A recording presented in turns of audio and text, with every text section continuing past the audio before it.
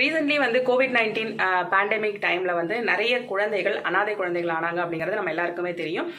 So வந்து parents 2 பேரும் வந்து ஏதோ ஒரு காரணத்தினால இறந்து போயிட்டாங்க அப்படின்னா, அந்த குழந்தைகள் அனாதை குழந்தைகள் ஆயிட்டாங்க அப்படின்னா அவங்களுக்கு வந்து உதவித்தொகை வந்து கிடைக்கும் அப்படின்னு சொல்லிட்டு அனௌன்ஸ்மெண்ட் வந்திருக்கு. அதை பற்றின டீட்டெயில்ஸ் தான் இந்த வீடியோ நான் சொல்ல போகிறேன்.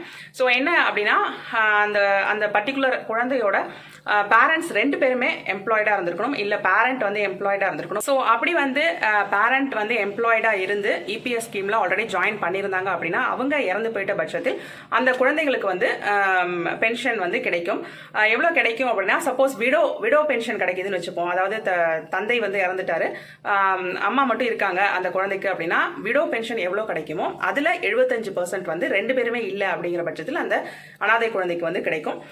சப்போஸ் ஒரே வீட்டில் வந்து 2 குழந்தைகள் மோர் தேன் 1 சில்ட்ரன் இருக்காங்க அப்படிங்கிற பட்சத்தில் ஒரு குழந்தைக்கு வந்து அது கிடைக்கும். So 75% of the widow pension எவ்வளோ கிடைக்குமோ அதில் 75% கிடைக்கும். இது எப்போ வரைக்கும் கிடைக்கும் அப்படின்னா, அந்த குழந்தைக்கு 25 இயர்ஸ் 25 வயசு ஆகிற வரைக்கும் இந்த அமௌண்ட் வந்து கிடைச்சிக்கிட்டே வரும் எவ்ரி மந்த். அதுக்கப்புறம் வந்து ஸ்டாப் பண்ணிடுவாங்க. சப்போஸ் அந்த பர்டிகுலர் சைல்டு வந்து பிசிக்கலி டிசேபிள்டு சைல்டாக இருந்தாங்க அப்படின்னா அவங்களுக்கு பென்ஷன் வந்து ஃபார் லைஃப் கிடைக்கும்.